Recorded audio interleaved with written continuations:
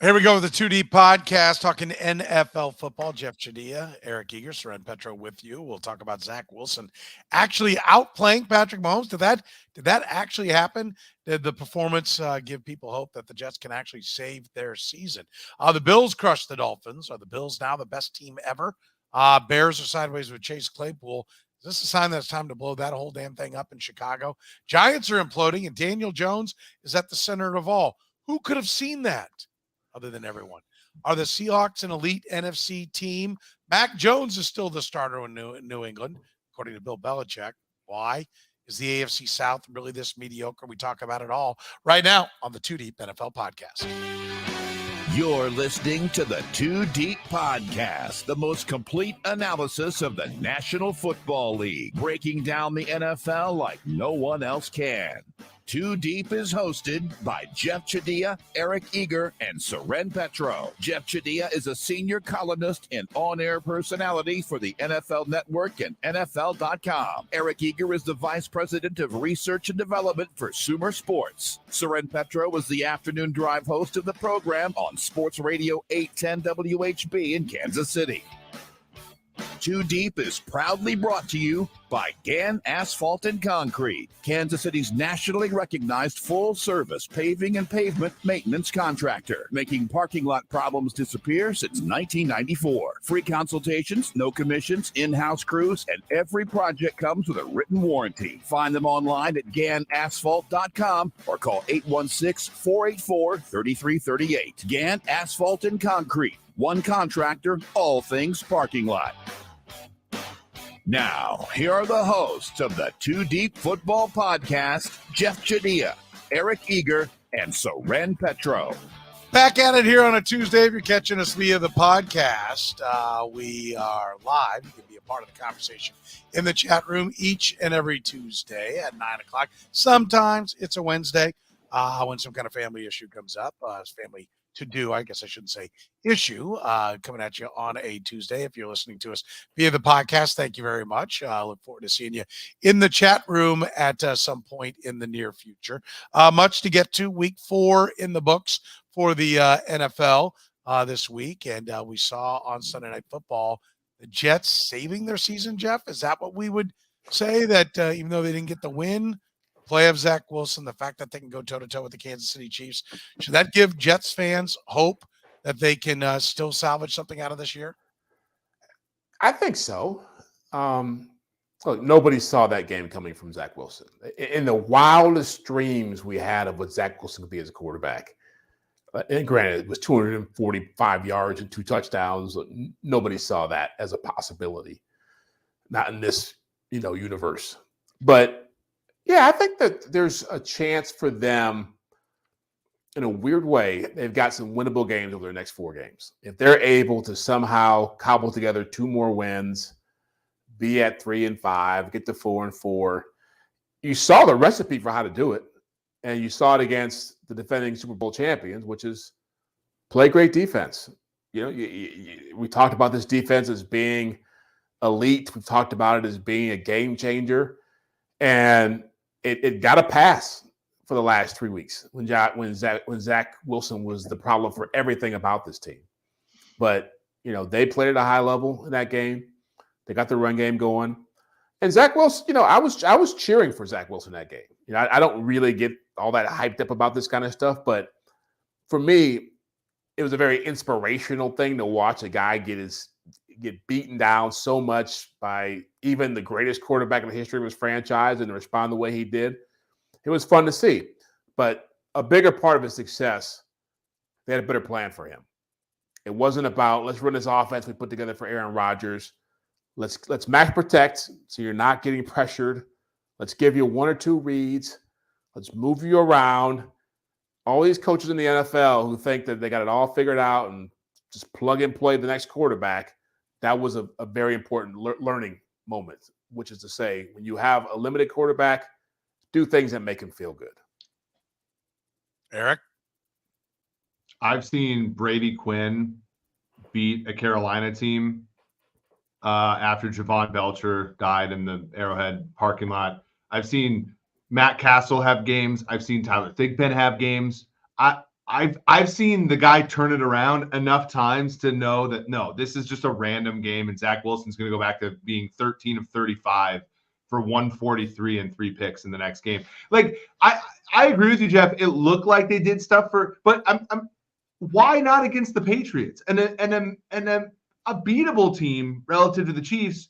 The Jets stepped on their own junk for a whole game, and like so did it need to take 4 weeks for the Jets to like change their offense from the Aaron Rodgers offense to the Zack Wilson offense? That's what has me skeptical. Like, and I like Zack Wilson coming out. Petro will remind me every single GD show that I like Zack Wilson coming out of BYU. But he's just like, we've seen this. Like Baker Mayfield has been pretty damn good for 4 games this year. Do I think Baker Mayfield has figured it out? No. Like it's just. I don't know. The Chiefs have been a slump buster at times for quarterbacks before. And I think like in this random game, they were a slump buster for Zack Wilson. Yeah, not to bring back one of our topics we had on our Red, Gold, and Bold podcast, but I mean, I think you could make a case that it says more about the Chiefs defense not having more success. But I think to Jeff's point, Zack Wilson is being heralded for 2 touchdowns, 245, not 445 and 6. 245 and 2. Matt Flynn has had better games than Zack Wilson had on Sunday night. Yeah, but I think the overall point is that yes, there is a game plan that they can at least give their defense, confidence that hey, if we make a couple of plays, we can win this. And they had that going for a little while last year. They got out to 7-3 last year. They were 5-1 at one point. Yeah, or 5-1 with them playing. I think that the ability to get back and win a game like that is important for them, and I think should give confidence to people, or should give confidence to their team that, yes, there is a path to victory on any given week. The Chiefs are the defending Super Bowl champions. And, you can make a case that if Zack Wilson doesn't fumble the ball, if I were a Jets fan, I'd make the case that if Zack Wilson doesn't fumble the ball, we win this game, right? Like, he's going to take us down there. I don't think there's any history that says that, but you could make that case that if he doesn't fumble the ball at the end, which was just kind of a fluke play, then maybe the Jets win this game. And so, yeah, I think it gives them confidence. It gives them something to build on. I think that is important for every team to have. There was a point in that game, and it probably was lost on people once it was over. And it was, obviously it's a late game, so people, once it's over, cut it off or, watch the interviews. When that game ended and, Mahomes took a knee or went down, slid at the 2-yard line and broke a number of gamblers' hearts across the country. There was a moment on the sideline where Zack Wilson was on one knee, and about 3 or 4 Jets came over to him and were patting him on the back and picking him up. That would not have happened at any point in the past 2 weeks. And for people who are big into moral victories, I'm not a big fan of that, but for Zack Wilson to have that kind of reaction from his teammates, I think it was critical, because this is a young team. And they still have to learn how to win games. And sometimes that gets lost. As much as we sit here in Kansas City and we're reveling in what the Chiefs have become, it wasn't that long ago that they were picking first in the draft. And they were dealing with stuff like the Javon Belcher stuff. And it was ugly to watch. And when Andy Reid showed up, he brought in Alex Smith. They picked up some other veterans, and they learned how to win games. And so that, Patrick Mahomes has been sensational, but he walked into a culture that was already established. That's what the Jets have to start doing. And so for anybody who says, well, if they don't win a championship this year, it's a total loss, I don't agree with that. I think if they learn how to win and they rebound and they fight through some stuff, that can set them up for next year and years to come. You aspire to more than what Alex Smith's tenure in Kansas City ultimately was. But if Aaron Rodgers proves to be the Alex Smith for some other young quarterback in the future, I don't think it's going to be Zack Wilson. But I don't think it's a bad tenure. Like you do have to start, turn your organization into a winning team, and I think that's there. We'll see. I mean, you're as good as your last performance. We'll see what their next performance holds. The Jets coming up next at the Broncos, right? At the Broncos. That helps. It helps. It helps. Can we pause? Letting Ejiro Evero go. Like, I'm a big Sean Payton fan. I think he was worth the trade and the money and all that stuff. A huge blunder. That defense isn't that much different than it was last year, personnel-wise. Yeah. I mean, are we like? But Sean Payton's talking about getting the plays into the quarterback. That's what he's worried about. Like, Yeah, to make sure like the language is he's picking things up faster. we dealt with this in Kansas City. I know Wade Phillips did it, but like when the failed head coach goes back and becomes, PFF legend Gunther Cunningham, the failed head coach goes back and becomes the DC, like what has Vance Joseph done to deserve that job? Like, I don't know. Like, that's a pretty big downgrade so far. Yeah, I'll be honest with you. I'm surprised Vance Joseph's still employed there. I thought he was going to get canned Monday morning. Like there was speculation that he was going to go. And that to me seems like the next step, unless Sean Payton recognizes, after the grilling he got 2 weeks ago, like I can't be trying to throw people under the bus now, right? Like I've got to wear this to the end, but they are bad on defense, really bad. When you're making the Bears look good, that's a big problem for the Broncos moving forward. So yeah, we'll see what ends up happening this time around. We're proudly brought to you here on the 2 Deep NFL podcast by our friends at Gann Asphalt and Concrete. Free consultations, no commissions, in-house crews. They've been making parking lot problems disappear since 1994. Every project comes with a written warranty. Gann Asphalt and Concrete, keeping your parking lot safer, helping you avoid unnecessary delays and costly expenses with your business. Find them online at GannAsphalt.com. Listen, I like this one. The Bills are now this week's greatest team of all time. Like that is the massive Monday overreactions we get. We got it with the Cowboys. We got it with the Dolphins. And now we're getting it with the Bills. Same people that were burying Josh Allen after week 1 are now celebrating him. And I love how to make up for, I'm not going to name names, but to make up for how much they buried him after week 1, they're now saying he's as good as Patrick Mahomes. Where do you sit on how good the Bills are right now, Jeff?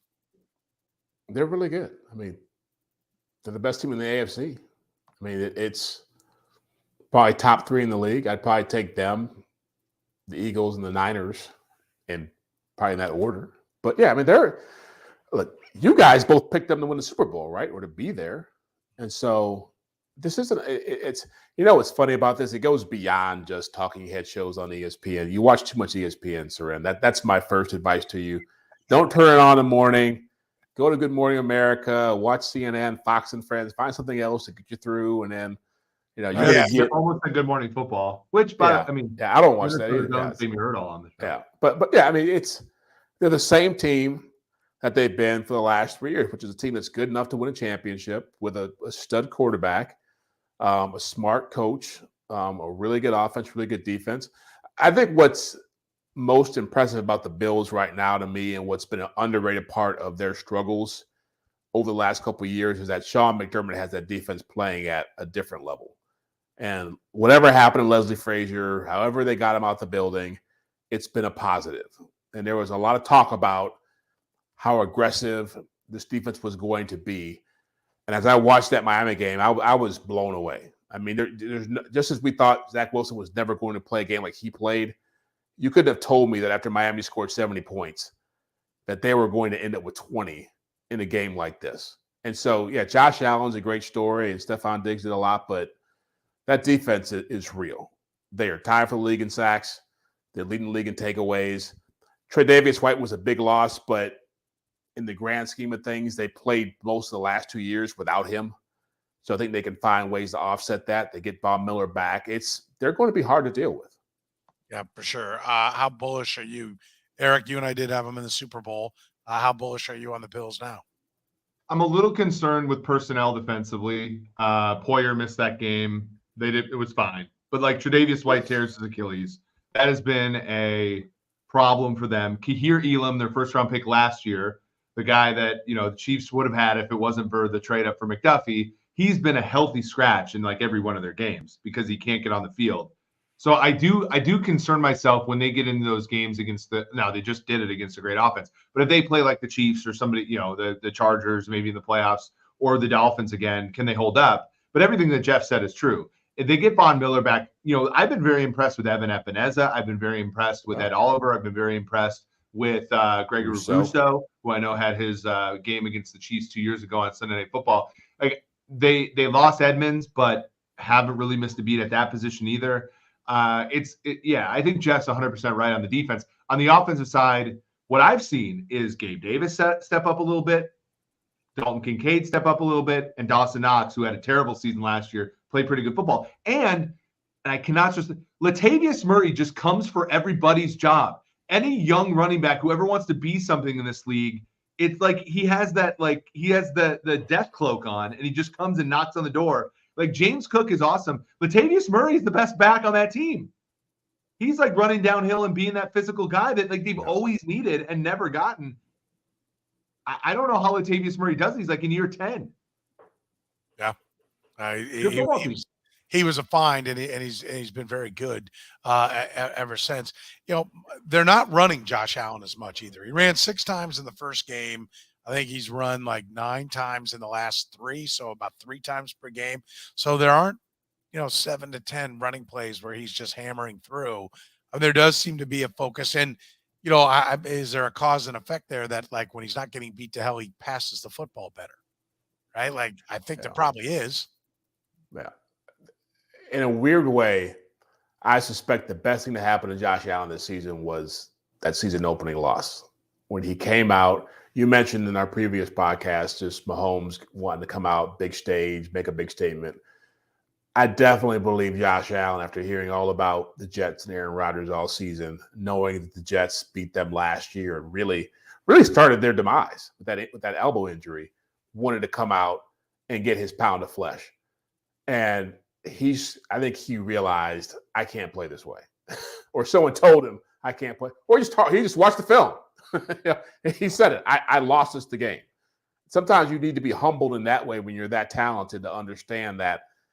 I forget who. I think it was Dan Orlovsky said it. Like in that first game, every hard throw he could take, he was taking. And now you're seeing a quarterback who's realizing I have a lot of talent around me. If I let them do their thing and I can run every now and then and pick my spots, we'll be fine. And so I definitely believe he's growing up. Now, will he keep that going? We'll see. I mean, he certainly is very prone to reverting back to bad habits, but it's gotten him on a nice roll here. And he's playing his best football in 3 years, to be honest with you, since that game he played here in the playoffs. How much you off the Dolphins, Eric? I mean, is this a sign that they don't have the defense it takes, or is it just, hey, one game, don't read too much into it? So 2 weeks ago, I went through my spreadsheet of like point spreads I would make for a game if I was betting. And I made the Bills 4.5-point favorites against the Dolphins a week before the 70-point game. And I wrote in my spreadsheet, I go, I am underrating the Dolphins and overrating the Bills. And so I made some, I think that was actually right. I think the Dolphins have problems defensively. No Ramsey. Bradley Chubb sucks. Like for a player who garnered a $100 million deal and a first-round pick, he stinks. Christian Wilkins is good. Xavier Howard is pretty good. Javon Holland's pretty good. The rest of that defense is kind of meh, right? And on Phillips offense, is a good player. Jalen Phillips is a good. Jalen Phillips. Oh yeah, but he wasn't playing against the Bills. I mean, he's been hurt. Yeah. So when I think about this team, it's a very flawed team that has gotten right playing other flawed teams. San Diego, Denver, and so New England, they only scored 24 against New England. I think the Dolphins are, in that second tier of AFC teams. You go Chiefs, Bills, and then you have a gap, and then you have Ravens, what the Bengals think they are, and the Dolphins, and maybe Cleveland if the quarterback plays well. It's firmly a second-tier team. Anybody that had Tua MVP, anybody that had Dolphins 1 seed, all that stuff was overblown in my opinion. But that's what I thought going into the game. I think that they're still firmly in that second category. They're a playoff team. They're gonna be a tough out, but I'm not that high on them anyway. All right. Let's talk about the Chicago Bears. It can't get worse. Sure, it can. It can always get worse.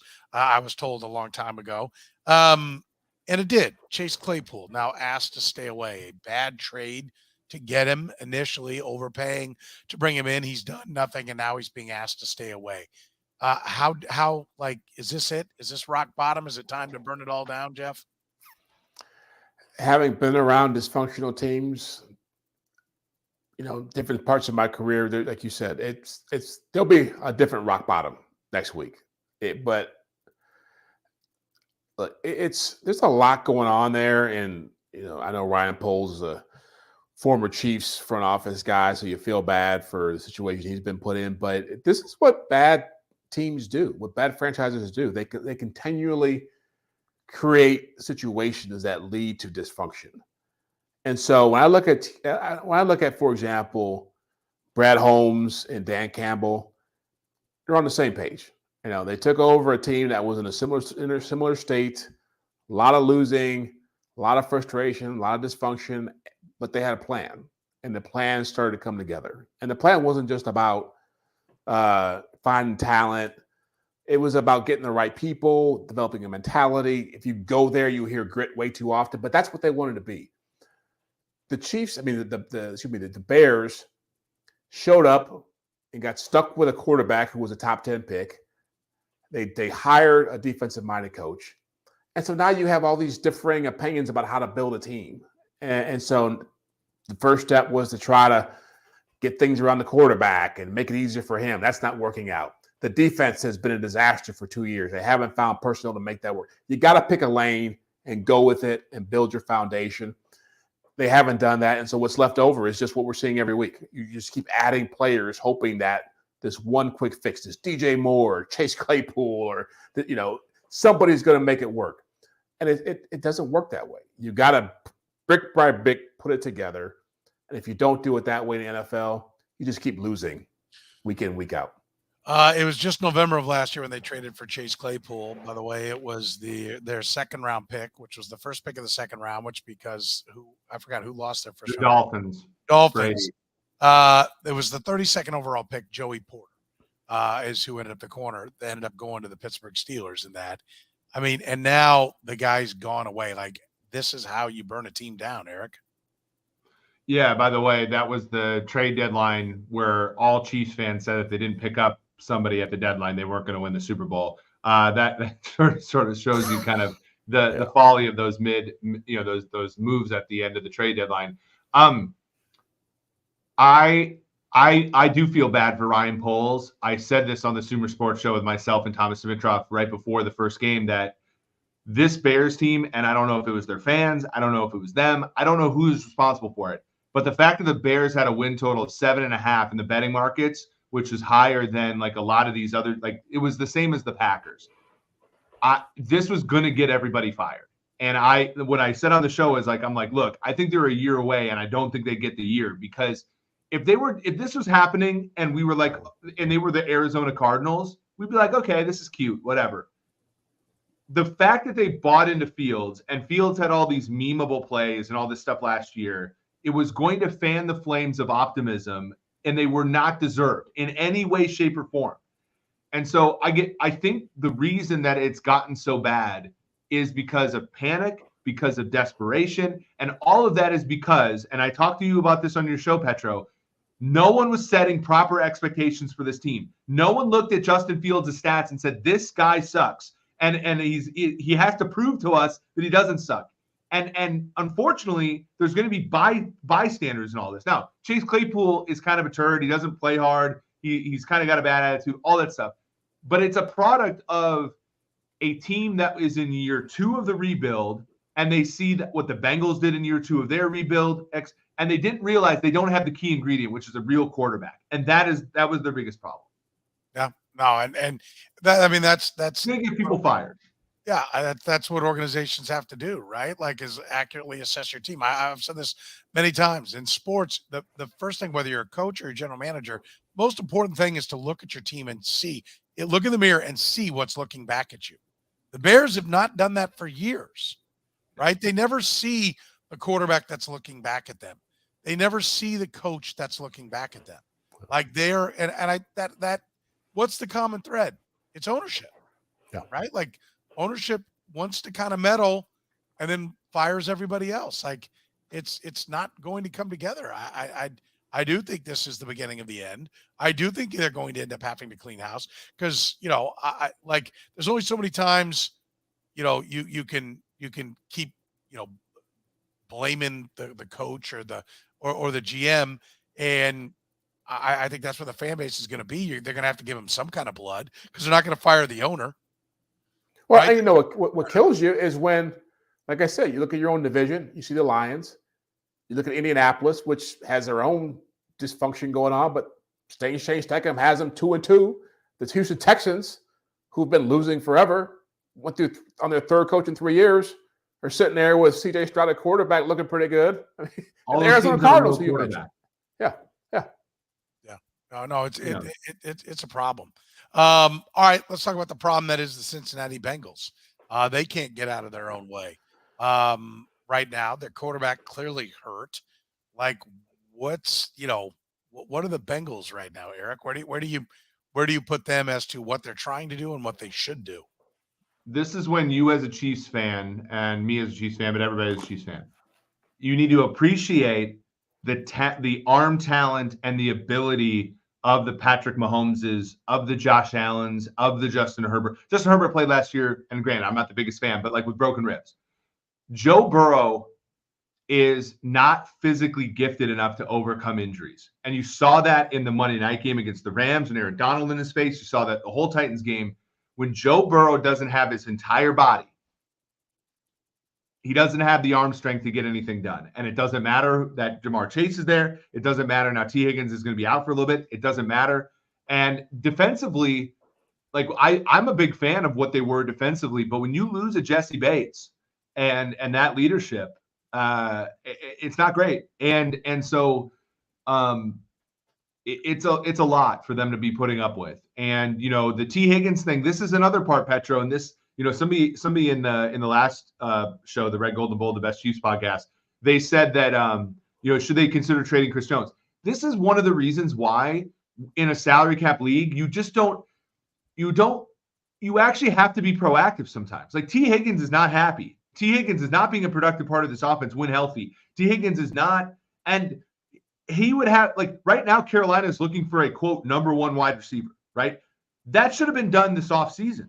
Not because T. Higgins is bad or not because, but like he's not going to fit. And when guys so you're already 0 for 2 and going for Super Bowls, right? You're already, kind of up against it. Buffalo, Kansas City are firmly better than you. And you have a little animosity with the wide receivers and your quarterback's hurt. It's a disaster. And I think this is where Zach Taylor needs to show. Like I like Zach Taylor relative to where I was on him 2 years ago. And I know, Soren, you're a big Zach Taylor fan.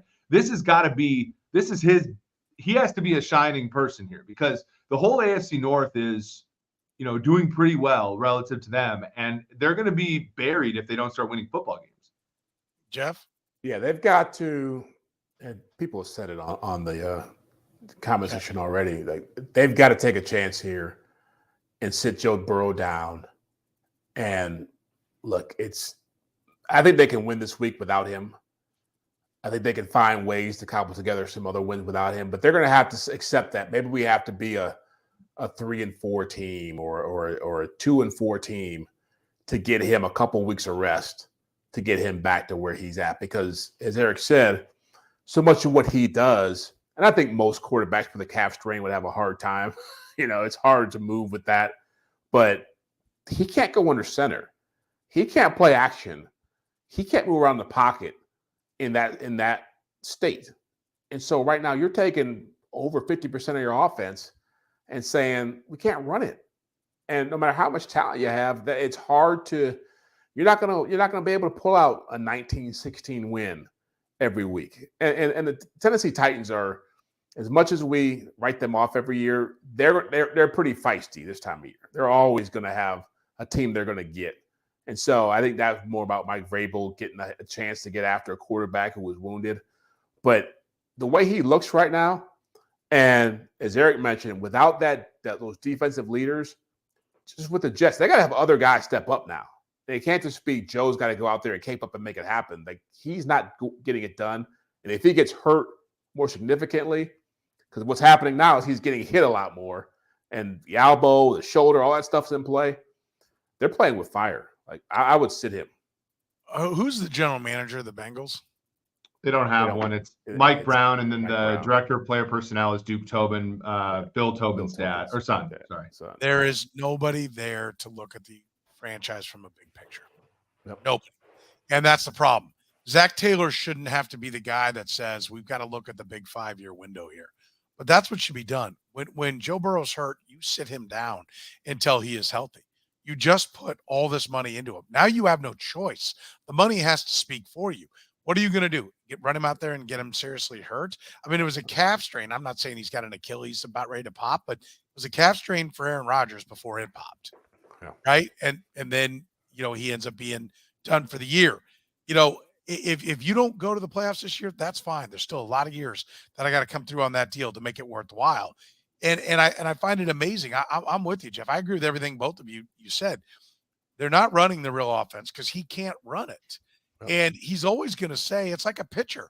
The quarterback's supposed to say, I can do it. I can get it done. Just like a pitcher's supposed to tell the manager, I can get this guy. I got one more in him. It's the catcher that goes, he's done. Get him out.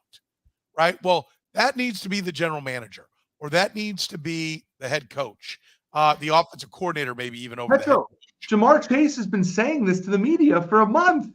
Yes. Yeah. Yes. Yeah. And now you run the risk of creating an issue when Jamar Chase is saying, I'm always open. There are some people that are taking that, and I don't think he meant it like Joe Burrow's not getting to the ball, but there are people that took it that way, and you run the risk of creating problems, that don't need to be problems because you're playing a guy that's hurt. And I'm with you, Jeff. You didn't get the win against the Titans. And the only way that made sense to play him was if you got the win. Yep. Otherwise, you could have sat him against the Titans, sat him against the Cardinals, and maybe you go 1-1. Yep. Right? And then you got a stretch where, I think your season's over. Because now if the Seahawks at the 49ers, Bills, a rejuvenated, salty Texans team, at the Ravens, Steelers, at Jags, before they get to the Colts, all the way on December 10th. That is a rough stretch. Yep. And you're going at it with a guy playing one-legged. And I talked to Jim Green this week. And he's like, listen, the plant foot, you can't do it. But he goes, if you can be fortunate for injuries, all my injuries were on the front leg. Yep. I wish I hadn't torn up my knee, but at least it was my front leg. Yep. I could always plant and drive off that back leg. He can't drive off that back leg. So whatever part of the offense he can run, he can't even run that at full ability. Yeah. I mean, this is what happens when the inmates run the asylum, and that's what the Bengals are, and it's finally caught up to them. Yeah, well, and it's also – go ahead, Eric. I wouldn't characterize it as the inmates running the – I think Duke Tobin's a strong presence there. It's just – it's a weird organization. I mean, the fact that, Mike Brown was he picked up Joe Burrow and put him on the golf cart and drove him around these things – if you are going to sign a quarterback to a $50-ish million per year deal, and this is true about the Chiefs, by the way, folks who are Chiefs fans, you do not have to win this year. This is a long play. And this is why, by the way, if you're a Chiefs fan, it's important to win the Super Bowl when you got a shot. And if you're a Bills fan or somebody else, it's tough when you lose it, because when you're the Bengals and you're at the doorstep for 2 straight years, every year feels like a must win, and you do dumb stuff like this. The Bills playing Josh Allen when he's got torn ligaments in his elbow last year, all that stuff is not healthy, and it's a byproduct of these teams being desperate to win a Super Bowl when, geez, you have this quarterback for 5-6 years. He's going to develop bad habits. I mean, think about Carson Wentz. Carson Wentz was amazing in 2017, gets beat up. They throw him out there. He's out there with a broken back. He's out there with all this. And now he's on no one wants to sign him because he's broken.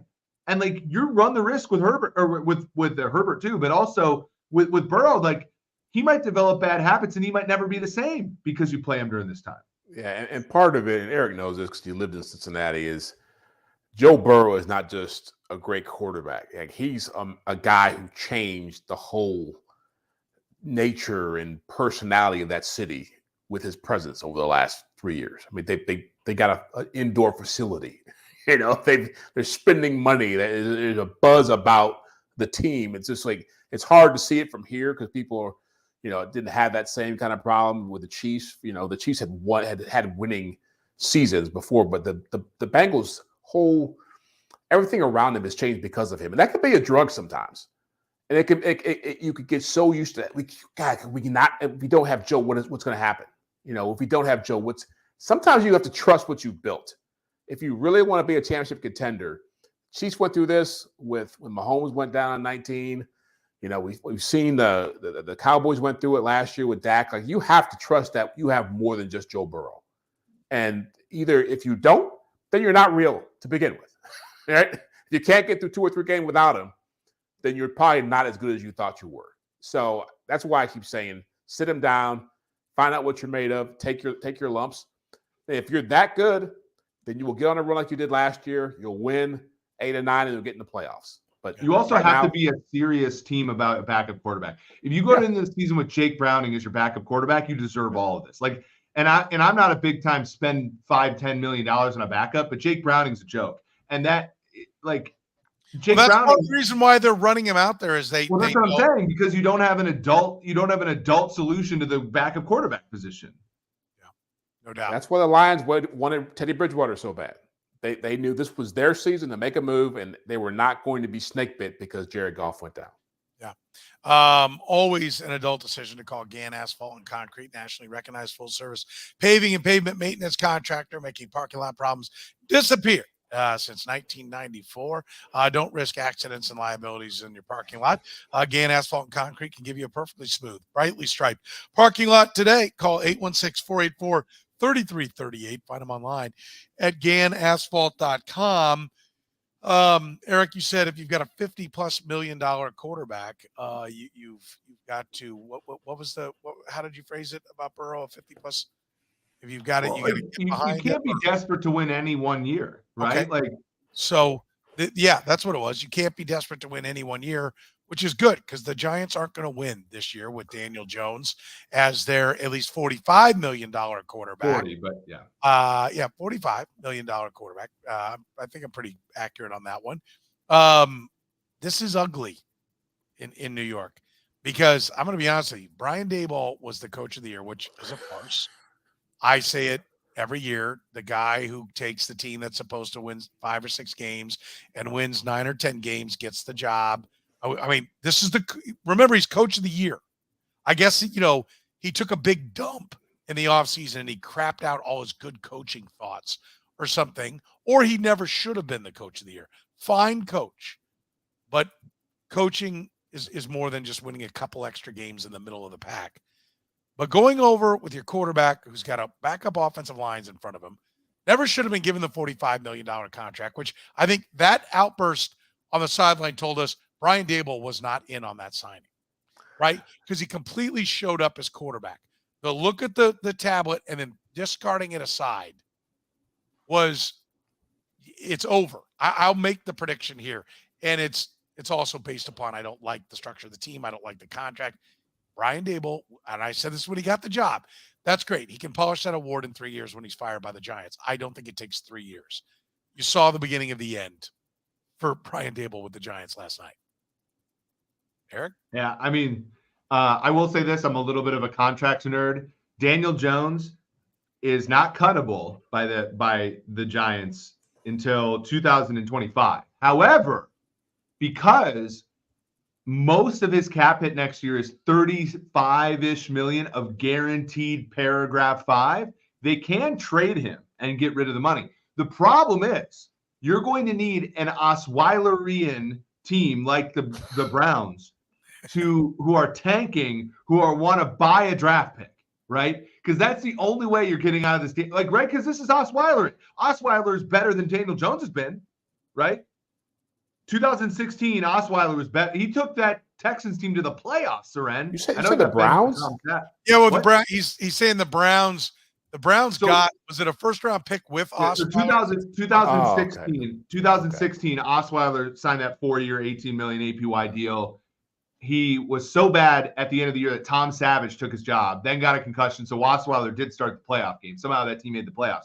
And then the next year, the Browns traded for Osweiler and got a second-round pick to take on that money. And that was the pick that got Nick Chubb. Yes. That is going to be what gets – like New York's going to have to package a 1 and send Daniel Jones to some team that's tanking so that they'll take on that contract. That's the only way to get out of this.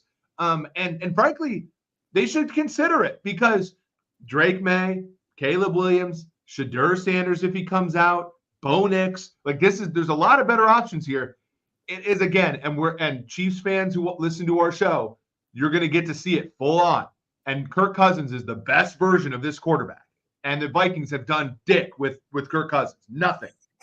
And let this be a lesson to all of you who have a Kirk Cousins like quarterback. You will not win, because the moment you pay him, the standards go up, and he is not up to the standards. And I don't know, like, how many times do we have to tell these teams these things?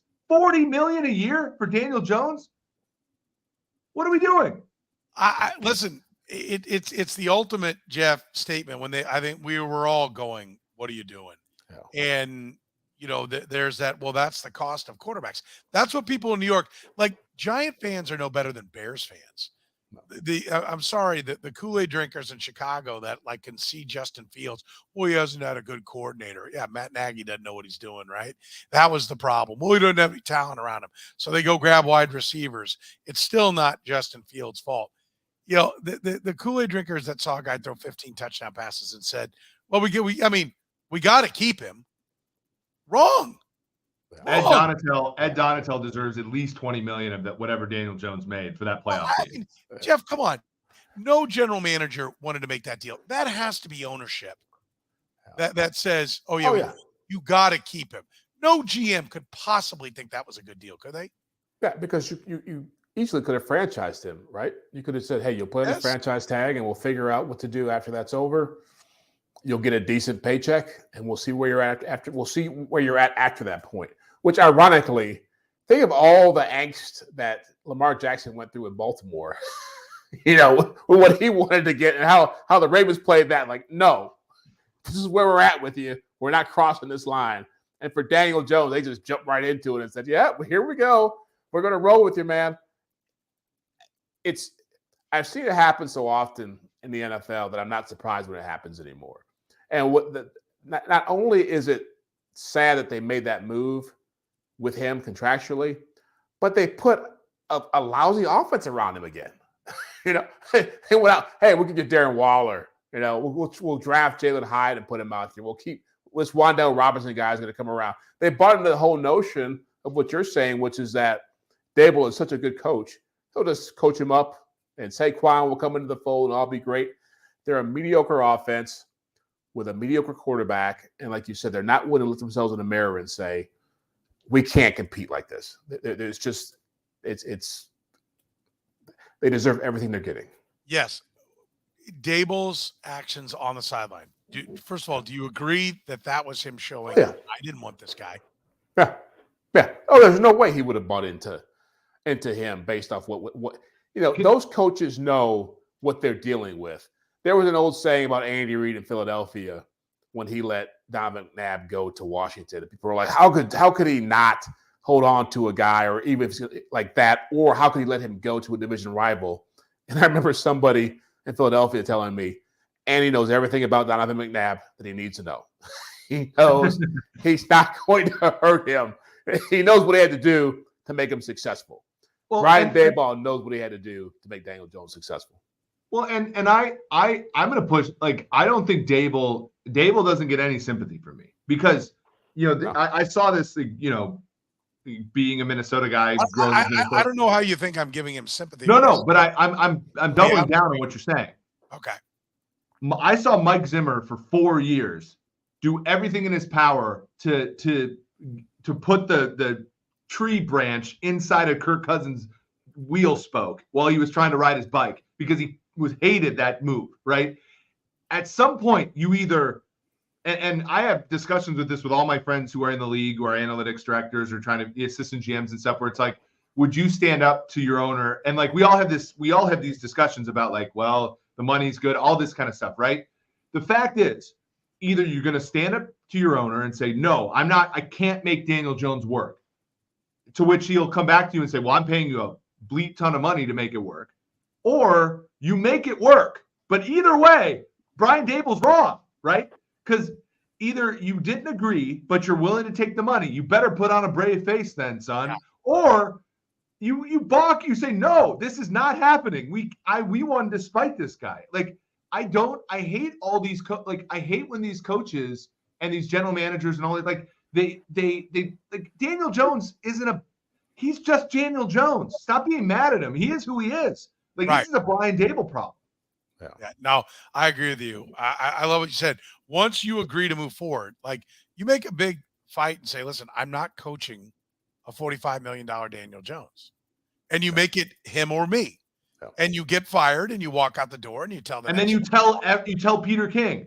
Yes. Yeah. Well, I mean, that's really what happens. Yes. Or if you're going to keep taking the check, then you run the show the way you're supposed to. I agree. This comment from Irish Mac was that's not how you do it on the sidelines. That was Bush Leagues by Brian Dable. And I'm president of the What the Hell Are You Doing Giants Club. And you don't go show up Daniel Jones on the sideline. Did Andy Reid, in the 5 years that Alex Smith was the quarterback, ever talk about Alex's limitations? Ever? No. If you disagree in business, you say disagree and commit. You either disagree and commit, or you get the heck out. But you do not do what Brian Dable did. Are the Seahawks an elite team? Do you come away thinking that they've rebuilt the Legion of Boom, and which is a lot of the talk after the game, and that this team is ready to be up there with the 49ers, Eagles, and the vaunted Detroit Lions? Yeah, that's always as with the Chiefs when they beat up on the Bears. That's one of those moments where you say, "No, what you just watched." Like, I'm happy for the Seahawks that they rebounded from that stinker they put out in week 1 against the Rams. But yeah, they still have some work to do. I mean, it's once they get their offensive line back together, they took some hits at tackle. There's some possibilities there. They're not at the same level as the best teams in the NFC, though. They're not anywhere close to what San Francisco is. They're not anywhere close to what Philadelphia is. They went and beat the Lions, which was impressive. That was a huge win coming off that loss to the Rams. But they're a young team, and so it's hard to buy into young teams unless you see amazing talent. And so right now, Geno is satisfactory at quarterback. They've got some guys on defense who are playing well, but I think they got to do it a little bit more often for me to buy into the whole idea that they're becoming a really good football team. They're okay. Where do you stand on the Seahawks, Eric? Yeah, I mean, jokes aside, it's San Francisco, Dallas, Philly, and I'm less impressed with Philly than Jeff is.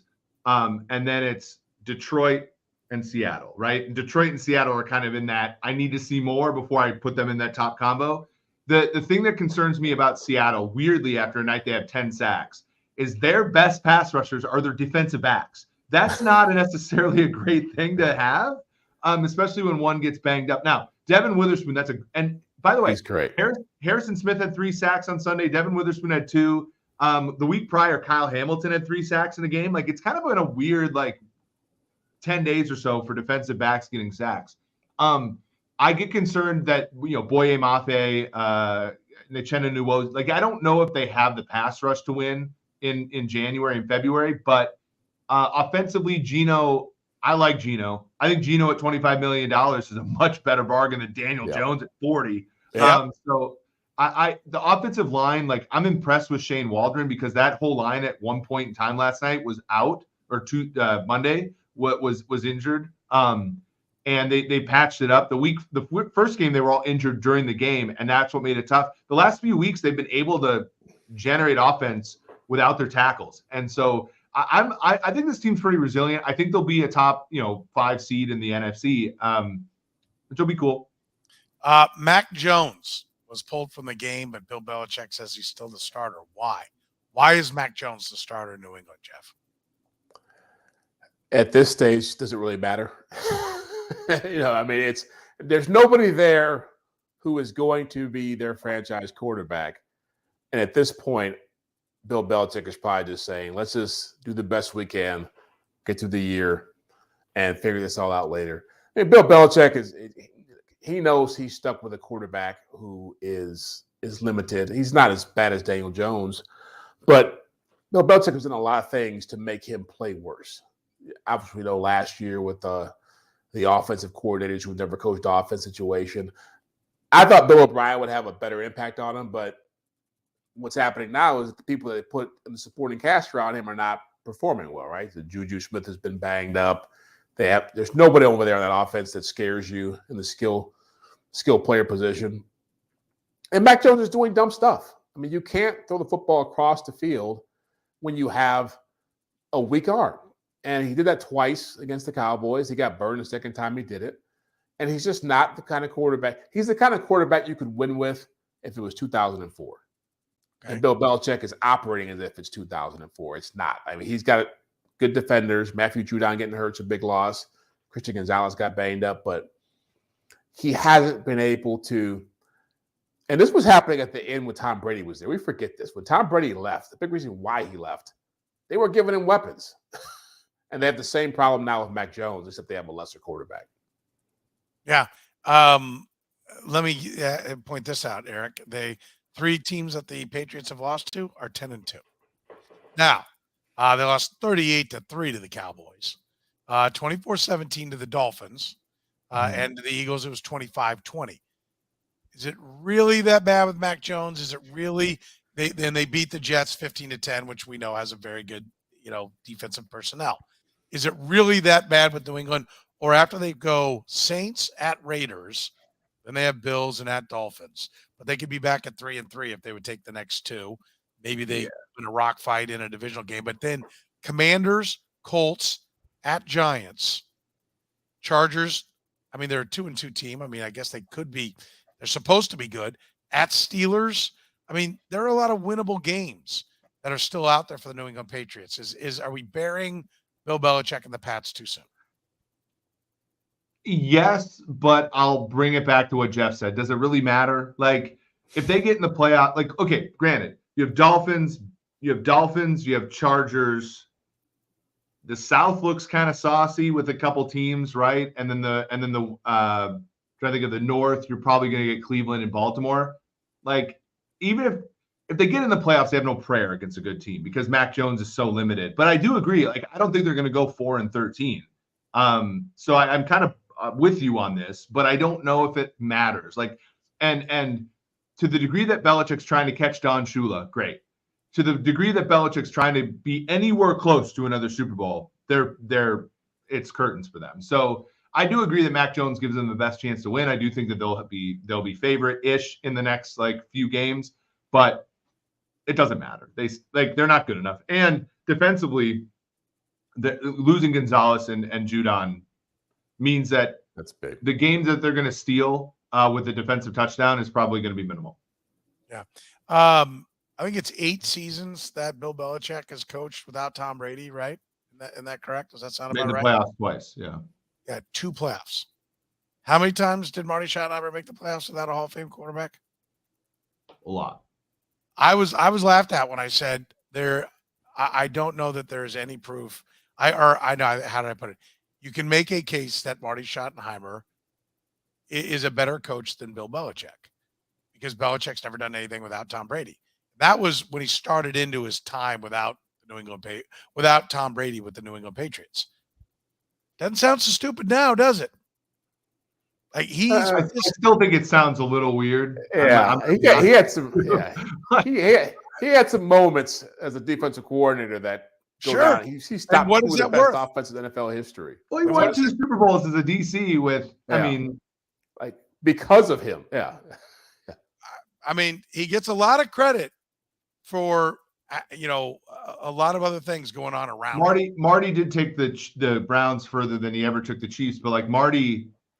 Well, I guess the 193, the AFC title game, but I do get worried that. Point is, Andy Reid's a dunce for his time in Philadelphia when he has a good but not great quarterback in Donovan McNabb. Yeah. And then now he's the smartest offensive guy that ever lived when he marries up to his Hall of Fame quarterback. It's just no one said Andy Reid's a dunce, Petro. You were not listening when he came to Kansas City. You were not listening to what they were saying about him when he came to Philadelphia. You are completely wrong. You are completely wrong. A dunce. I don't think anybody was saying that. Oh, yes, I put him on the radio, Jeff. Who was that? Radio. Eagles fans? Look, Tommy Moe doesn't count. No, it wasn't Tommy Moe. But you hear it there are other coaches that have been much better without Hall of Fame quarterbacks than what Bill Belichick. Well, I mean, the thing about Belichick is, I mean, what Belichick's success is largely tied to what he did before they started changing the rules. If they could still play football like they played in 2010, Bill Belichick might still be winning championships. But you can't hold people anymore. Can't take people's heads off. You can't. A lot of things you can't do that anymore. Like you really can't, teams, right? Like yeah. you just special teams don't matter. Yeah, it's a good point. And so it's like all of a sudden now it's like the teams that win a lot have star players, and Bill Belichick wasn't a guy who was going out and trying to amass a bunch of stars for his roster. He wanted a bunch of guys who wanted to buy into his system and fit his scheme. I know Eric's turning his head sideways, but that's every one of our Kansas City listeners. When Andy Reid came to Kansas City, and it continued into the third year because he started 9-0, finished 11-5, blew a huge lead to the Colts, then went 9-7. Then they were 1-5, 7-3 and started 1-5. It lasted for 2.5 years. It wasn't until he got to about 10-5 in that third year, in the midst of that 11 or 12 game winning streak, we finally won a playoff game. I mean, being able to generate 2 9+ game winning streaks with Alex Smith at quarterback is a pretty impressive feat for a head coach. And I don't think Belichick can do that. I do think there's in sports, and Jeff can back, for basketball, it's much more apparent, but there is a difference between winning in the heart of the season and winning come January, right? And in NBA, it's much more stark. There's the Donovan Mitchells of the world, and then there's the Nikola Jokic and the LeBron Jameses of the world that can win, when the chips are down.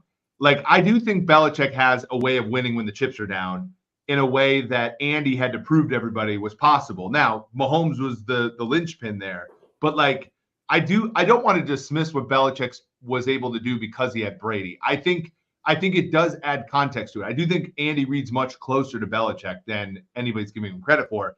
But I do think we can't just dismiss. Belichick's a fabulous coach, right? I mean, it's just the game's passed him by. I think that's okay to say.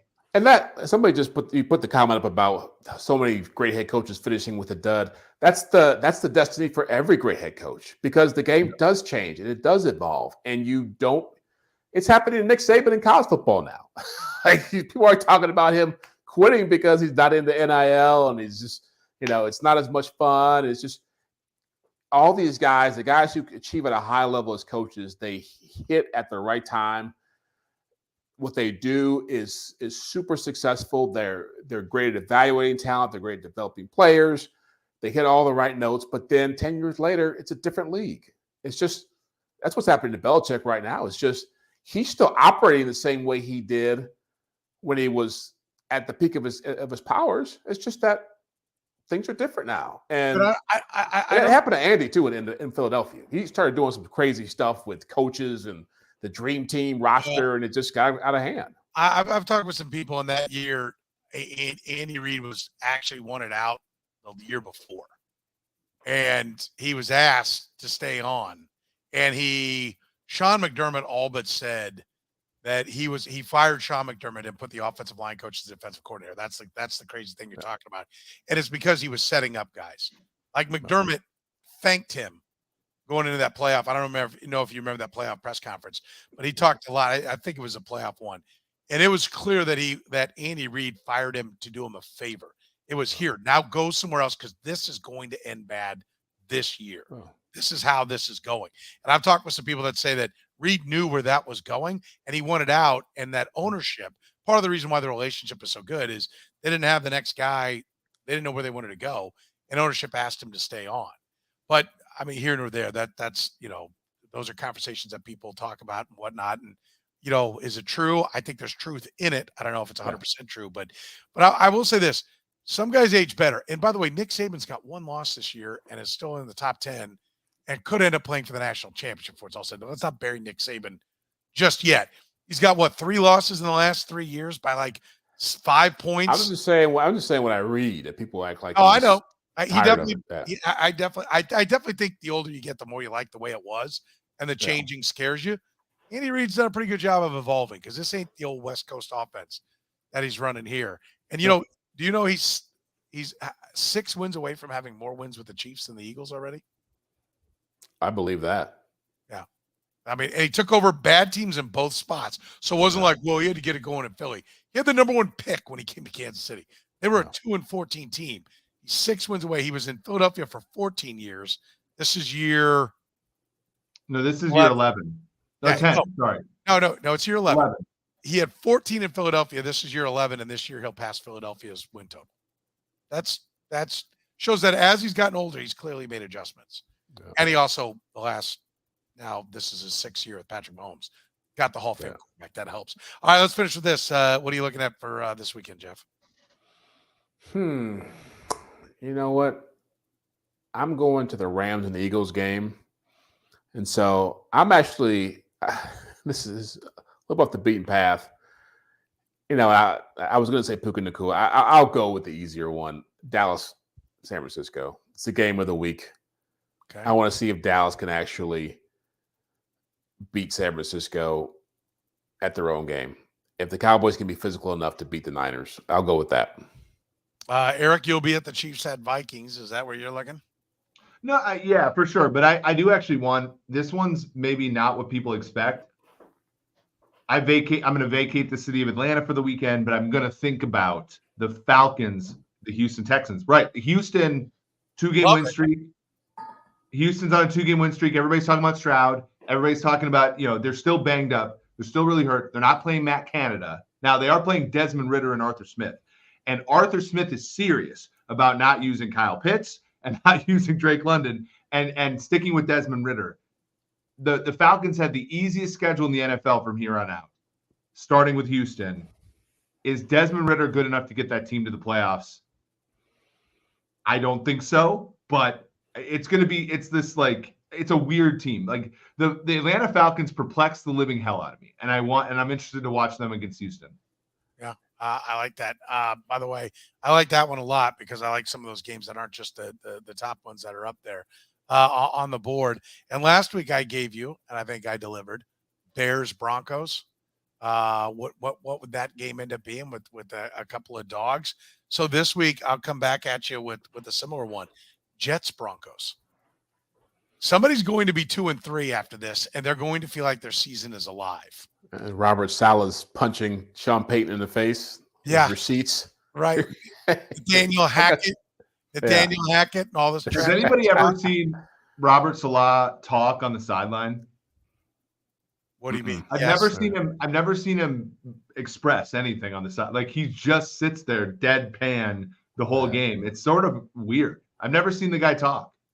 They had him on camera a lot last week. I mean, he seemed to be saying a few things. Always just stoic. It's like, it's stoic and it's usually complaining about the officials. Yeah, he got pretty hot at the end of that game. Well, throughout the game, he seemed to always have an issue with it.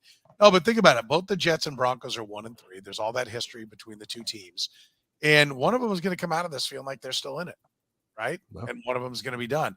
And both of them feel like last week they made progress, the Jets, because of a good showing, albeit a loss. And the Broncos come from behind win, feel like they found something. Somebody's going to, in a reality, neither one of them are anything. But someone's going to feel good after this game when it's all said and done.